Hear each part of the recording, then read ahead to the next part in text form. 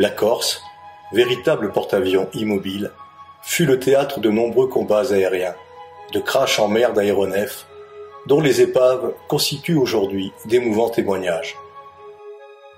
Ces tôles tordues, broyées, gardent la mémoire de jeunes équipages ou de pilotes ayant sacrifié ou risqué leur vie à la conquête de nos libertés. Entre les rochers acérés de granit rouge, non loin de la tour de l'Isolé, là, repose par 20 mètres de profondeur un chasseur P-51 Mustang, les ailes enfouies dans le sable blanc, en très bon état de conservation. Ici, point de métal réellement précieux, mais un alliage d'aluminium en plaques rivetées, témoin inestimable de l'histoire de la Seconde Guerre mondiale.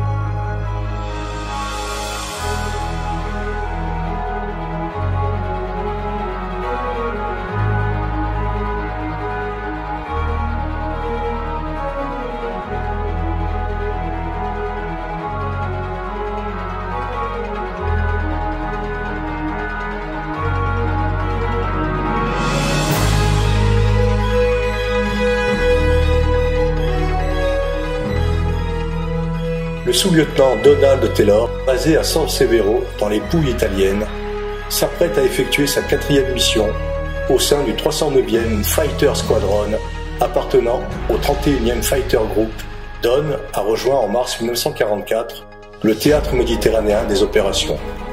Il est âgé seulement de 22 ans et pilote d'avion de chasse depuis quelques mois.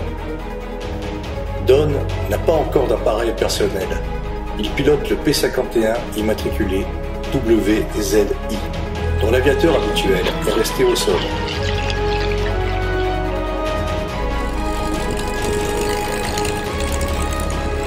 Le P-51 Mustang est un avion de chasse américain qui a été conçu par North American Aviation. D'une grande finesse aérodynamique, dans sa version équipée du moteur Rolls-Royce Merlin, c'est probablement le meilleur chasseur du conflit. Il était surnommé par les pilotes la Cadillac du ciel. En ce matin de juillet, lendemain des festivités de l'indépendance des États-Unis, le sous-lieutenant Donald Taylor rejoint le briefing de l'opération. La mission est d'assurer l'escorte d'un groupe de bombardiers B-24 Liberator dont l'objectif est de bombarder la gare de triage de Béziers, en France occupée. La mission elle-même se passe sans encombre. Les bombardiers, disposant d'un rayon d'action de 3400 km, leur escorte devra, elle, effectuer un ravitaillement sur l'aéroport d'Ajaccio Campo dell'Oro avant son retour à la base. Ainsi, une escadrille composée d'une douzaine de Mustang P-51 rugissants se pose sur la base de Campo dell'Oro à Ajaccio.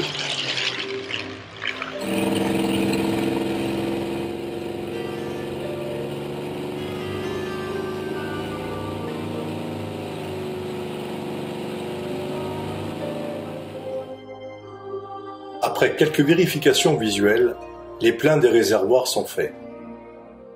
Puis, c'est le décollage de Campo dell'Oro.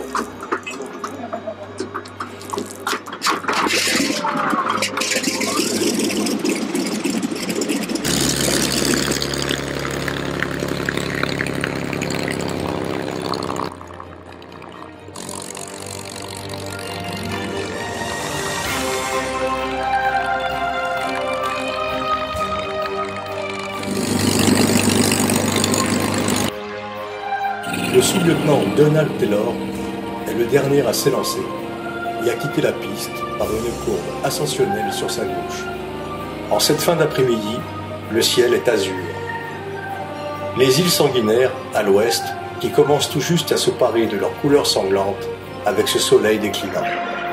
Soudain, à une altitude bien trop basse de 400 pieds, l'instant se fige. Le pouls du pilote s'accélère. Le moteur se met à cracher des flammes et une explosion se produit. À cet instant, Don sait que son moteur vient de lâcher. Les réflexes de la formation prennent le dessus sur la peur panique. La faible altitude ne permet pas un retour sur la piste. Après le largage de sa verrière et de ses réservoirs additionnels, Don se rend compte qu'il n'a pas d'autre alternative que l'amérissage. La mer est quelque peu agitée, et la prise d'air béante du moteur Rolls-Royce bien visible sous le fuselage limite les chances d'un réel glissé sur la surface de l'eau. Très vite, un choc violent, dévastateur. L'avion rebondit, tourne sur lui-même, flotte un instant et disparaît dans une myriade de bulles d'air.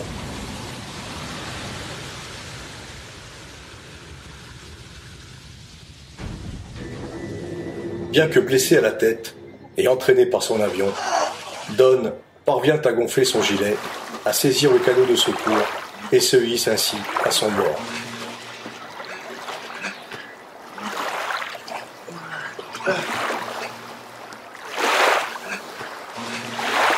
Flottant à plusieurs centaines de mètres de la côte devant la plage du Roupione, un soldat français vient au secours de l'aviateur.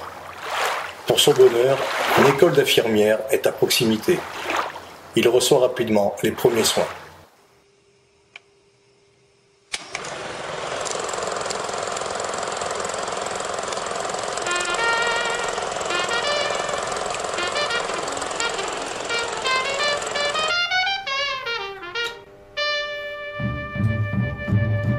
Heureusement, sa blessure à la tête n'est que superficielle. Une semaine plus tard, le sous-lieutenant Don Taylor reprend du service. Il effectuera 57 tours d'opération pour terminer la guerre comme flight leader. Aujourd'hui, par 20 mètres de fond, se trouve toujours le Mustang P51 WZI.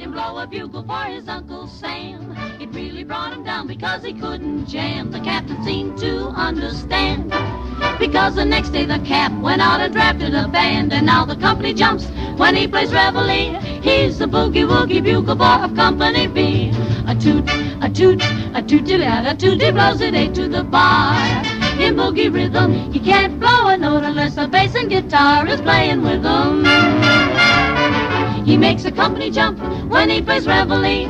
He's the boogie woogie bugle boy of Company B. He was a boogie bugle boy of Company B. And when he plays boogie bugle, he was busy as a bzzz bee. And when he plays, he makes the company jump eight to the bar. He's a boogie bugle boy of Company B. Do do do do da da do da da do do. He blows it eight to the bar. He can't blow a note if the bass and guitar isn't with him. And the company jumps when he plays reveille. He's a boogie woogie bugle boy of Company B.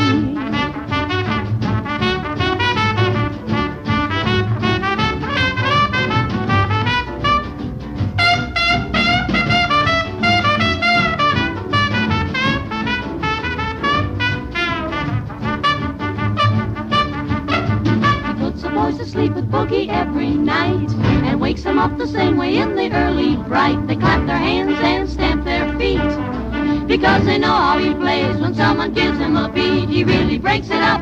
When he plays reveille, he's the boogie woogie bugle boy of Company B. Da da da da da da.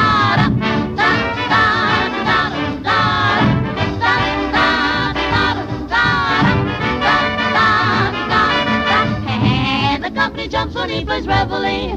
He's the boogie woogie bugle boy of Company B.